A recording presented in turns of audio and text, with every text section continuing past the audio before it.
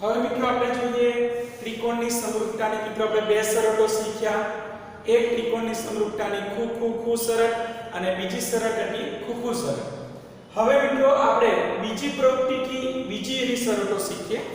એના માટે આપણે બે ત્રિકોણો ABC અને DEF એવા દોરીશું કે AB બરાબર 3 semi, BC 6 semi, CA 8 semi. તો પહેલા આપણે એક ત્રિકોણ દોરી લઈએ.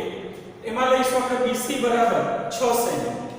તો મિત્રો આ BC છે બરાબર, દોરી લઈએ આ રીતે. BC છે બરાબર, નામ આપશું BC 6 સેમી.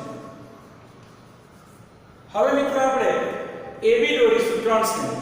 પરંતુ AB દોરતા પહેલા આપણે કોઈ એક ચોક્કસ માપે ખૂણો દોરવો પડે. આપણે એથી કોઈ એક ખૂણાનું માપ લઈ લઈએ અને દોરીએ જેથી બંને ત્રિકોણો વ્યવસ્થિત બની શકે. તો આપણે માની લો કે ભાઈ બરાબર આપણે 110 અંશને 120 અંશને 110 અંશને અંશે ખૂણે દોરી દઈએ છીએ. 110 અંશને એક ખૂણો દોરી લઈએ આ રીતે. અને એના ઉપર આપણે આ રીતે એના ઉપર આપણે AB બરાબર 3 સેમી લઈશું. અહીં મિત્રો આપણે 90 થી વધારે માપનો કોઈ પણ ખૂણો દોરી લઈશું. મેં 110 માપનો ખૂણો દોરેલો છે. AB બરાબર 3 સેમી લઈશું એના ઉપર. તો આ સ્કેલ છે એની મદદથી તમે AB બરાબર 3 સેમી લઈશું. આ નામ આપી દેશો અહીંયા A. હવે મિત્રો આપણે AB માં આવી ગયું છે, BC આવી ગયું, CA છે જોઈએ 8 છે બરાબર. આ રીતે CA ને જોડી દઈએ બરાબર. CA બરાબર 8 સેમી બરાબર. તો CA બની જશે 8 સેમી. 8 સેમી છે, 6 સેમી છે બરાબર. સોરી 3 સેમી છે અને 8 સેમી છે. તો આવો એક આપણે ત્રિકોણ દોર્યો છે. એના જેવો બીજો ત્રિકોણ દોરીશું DE, EF અને FD લઈએ. એની અંદર આપણે EF નું મૂલ્ય 9 લઈશું. EF 9 મૂલ્ય લઈશું આપણે.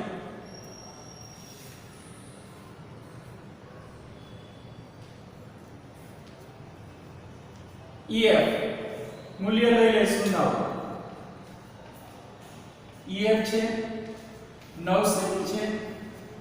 હવે મિત્રો આપણે બરાબર અહીં પણ એક ચોક્કસ માપનો ખૂણો લઈ લઈએ. 110 માપનો ખૂણો લઈ લઉં છું આ રીતે. 110 માપનો ખૂણો લઈ લઈએ બરાબર. તો આ રીતે જેથી બંને ત્રિકોણોની અંદર માપ આપણને સરખા અને વ્યવસ્થિત ત્રિકોણ દોરી શકાય એટલા માટે એક ખૂણાનું માપ લઈ લઉં છું.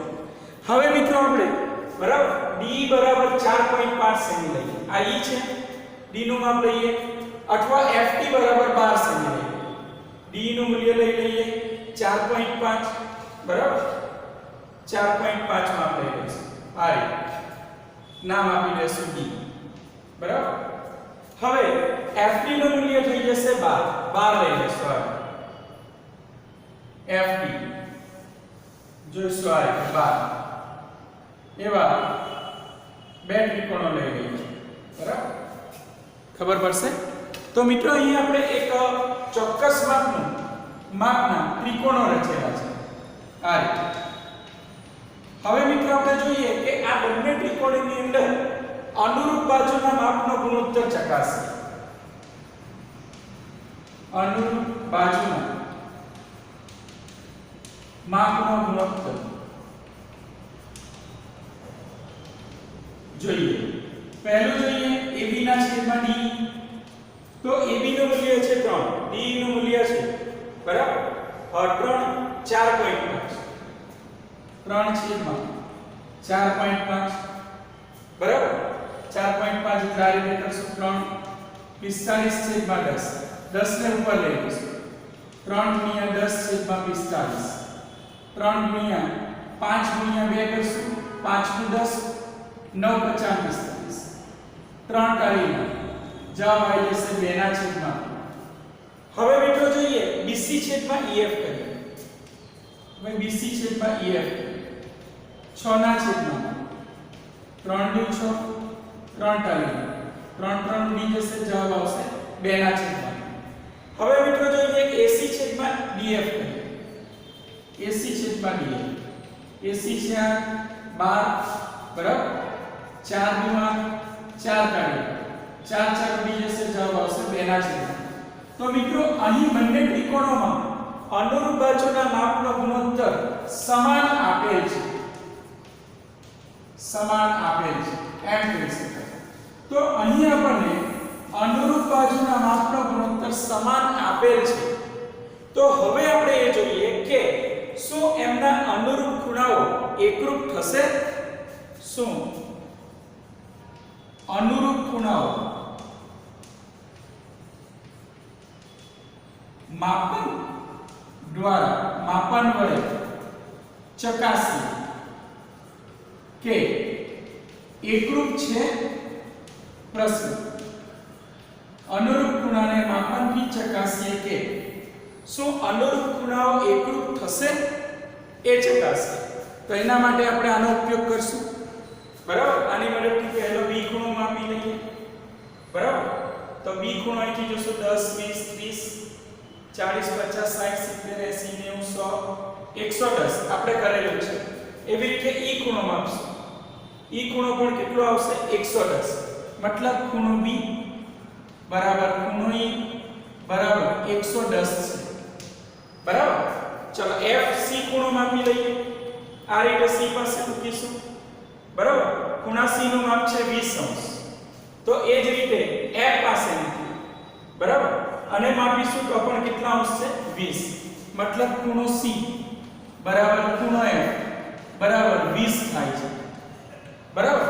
હવે ખૂણો A માપી લઈએ. એ ખૂણાને આ રીતે માપીશું આપણે. આ રીતે. તો A નું માપ થઈ જશે 50. એવી રીતે અહીંયા D પાસે D આ 0 છે, આ જોઈશું 50. તો એનો અર્થ છે કે ખૂણો A બરાબર ખૂણો D બરાબર 50 થાય છે. તો મિત્રો અહીં આપણને જોવા મળશે કે અનુરૂપ બાજુઓના માપનો ગુણોત્તર સમાન આપેલો હશે તો અનુરૂપ ખૂણાઓ પણ એકરૂપ થશે જ.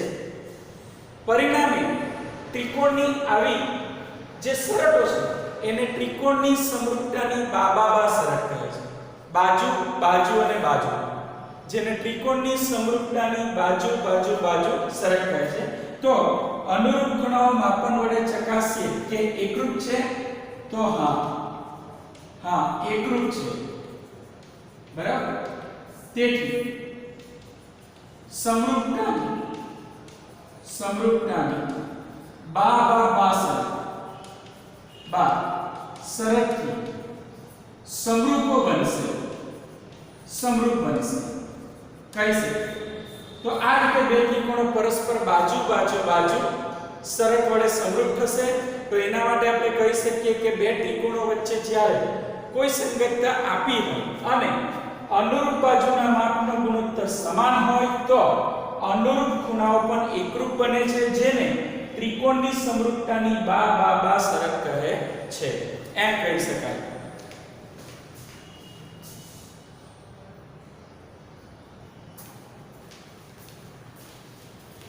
તો મિત્રો આ રીતે આપણે જોઈશું કે જ્યારે બે ત્રિકોણોમાં એક ત્રિકોણની બાજુઓ બીજા ત્રિકોણની અનુરૂપ બાજુઓના સમપ્રમાણમાં આપેલ હોય. આ શરત આપેલ હોય. મતલબ એક ત્રિકોણની ત્રણ બાજુઓ બીજા ત્રિકોણની અનુરૂપ બાજુઓના સમપ્રમાણમાં હશે તો એમના અનુરૂપ ખૂણાઓ પરસ્પર એકરૂપ બનશે. પરિણામે ત્રિકોણની સમરૂપતાની આવી શરતને ત્રિકોણની સમરૂપતાની બાજુ બાજુ બાજુ અથવા એને આપણે બા શરત કહી શકીએ.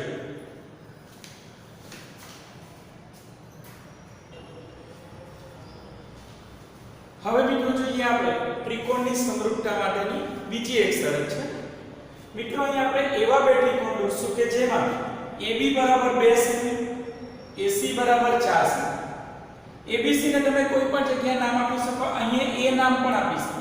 અહીંયા બી પણ આપી શકો, અહીંયા સી પણ આપી શકો, પરંતુ એ ખૂણો 50 નો દોરો, 60 નો બી દોરી શકાય, 70 બી દોરી શકાય, 80 પણ દોરી શકાય, બરાબર, પણ એક લઘુકોણ માપ દોરવાનું તમારે.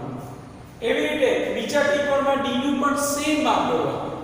મતલબ મિત્રો અહીં આપણે અનુરૂપ ખૂણાની એક જોડ એકરૂપ બતાવવાનું, બરાબર. તો અહીં અનુરૂપ ખૂણાની એક જોડ, અહીં અનુરૂપ ખૂણાની એક જોડ એકરૂપ આપેલ છે, એકરૂપ આપેલ છે એટલે ખૂણો A બરાબર ખૂણો D બરાબર 50 આપેલ છે. સામાન્ય રીતે ખૂણા A ને આપણે બરાબર અંતર્ગત ખૂણો કહીએ, બરાબર. આ જે ખૂણો છે એને આપણે અંતર્ગત ખૂણો કહીશું, બરાબર. તો ખૂણા A ને આપણે અંતર્ગત ખૂણો કહીશું. એવી રીતે D પણ અંતર્ગત ખૂણો છે, AB અને AC નો અંતર્ગત ખૂણો, AB અને AC નો અંતર્ગત ખૂણો કહીએ. તો અંતર્ગત ખૂણાની એક જોડ એકરૂપ આપેલ છે, બરાબર. D છે એ B અને BF નો અંતર્ગત ખૂણો, અંતર્ગત ખૂણો. તો મિત્રો અહીં ખૂણાની એક જોડ એકરૂપ આપેલી છે તથા બાજુઓનો ગુણોત્તર પણ એકરૂપ સમપ્રમાણમાં છે. જો AB ના છેદમાં DE લઈએ, બરાબર, કે ભાઈ અહીં AB છેદમાં DE, બરાબર. જોઈએ આપણે 2 ના છેદમાં 3, આનું કોઈ સાદું રૂપ આપી શકાતું નથી. ચલો AC છેદમાં DF તથા AC છેદમાં DF બરાબર 4 છેદમાં 6, 2 દુ 4, 2 નાની 6, 2 ઉડી જશે, જવાબ આવશે 2 ના છેદમાં. તો મિત્રો અહીં તમને શું જોવા મળશે કે બરાબર આ બે બાજુઓ છે નો ગુણોત્તર સમપ્રમાણમાં છે તથા અંતર્ગત ખૂણો એકરૂપ છે. આ અંતર્ગત ખૂણો છે, બરાબર, એનું નામ બનશે અંતર્ગત ખૂણો. બે બાજુ અને અંતર્ગત ખૂણાઓ અહીં બે બાજુઓ ના માપનો ગુણોત્તર તથા તેમનો અંતર્ગત ખૂણો સમાન છે, ખૂણો સમાન છે. તો અહીં શું બાકીના ખૂણા અને બાકીની બાજુના માપનો ગુણોત્તર સમાન બનશે? એટલે કે શું BC અને EF 2 ના છેદમાં 3 આવશે, BC છેદમાં EF બરાબર શું જવાબ આવશે? તો કે BC છેદમાં EF નો જવાબ ભાગાકારથી મેળવીશું. આ રીતે BC ને માપી લઈશું 10 છે, EF ને માપી લઈશું 9 છે. તો પણ BC છેદમાં EF કરીએ આપણે, બરાબર. તો કે ભાઈ BC જેવી છે, બરાબર, તો એનું માપ છે 6, બરાબર. EF છે, બરાબર, તો એનું માપ છે 9. તો અહીં આપણે ભાગાકાર કરશું, 3 દુ 6, 3 તારી 9, 3 3 ઉડી જશે, જવાબ આવશે 2 ના છેદમાં 3. મતલબ BC છેદમાં EF પણ AB છેદમાં DE અને AC છેદમાં DF જેટલું થાય છે. તથા બાકીના ખૂણાઓનું માપન કરીએ, બરાબર, કે ભાઈ ખૂણો B માપી લઈએ, બરાબર. તો કે ભાઈ ખૂણો B જોવા મળશે આપણને, બરાબર, ને 80 નો જોવા મળશે. તો એવી રીતે અહીંયા ખૂણો E માપીશું, તો ખૂણો E પણ 80 બનશે. મતલબ અહીં તમને 90 નું માપ જોવા મળશે. અહીંયા પણ તમને માની લો કે અહીંયા 95 જોવા મળે છે, અહીંયા પણ 95 જોવા મળે છે. તો અહીં ખૂણો B બરાબર ખૂણો E થાય છે, બંનેનો માપ સરખો છે. એવી રીતે ખૂણો C માપીએ, આ રીતે C નો માપીશું, F નો માપીશું, તો C અને F પણ સમાન થાય છે તથા ખૂણો F બરાબર ખૂણો C થાય છે.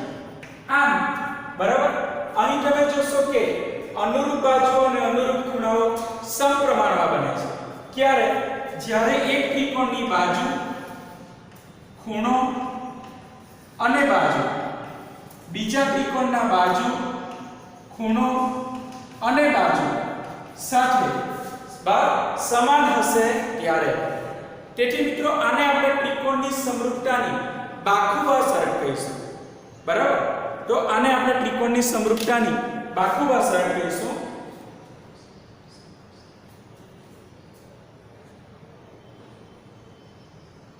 તો આનું મૂલ્ય આવશે 35, આનું મૂલ્ય બી આવશે 35.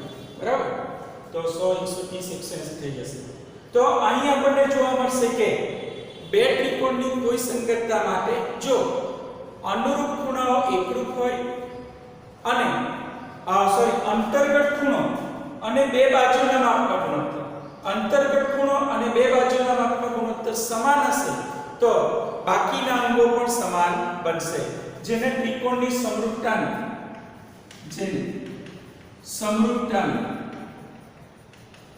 બાખુબા શરત કહે છે.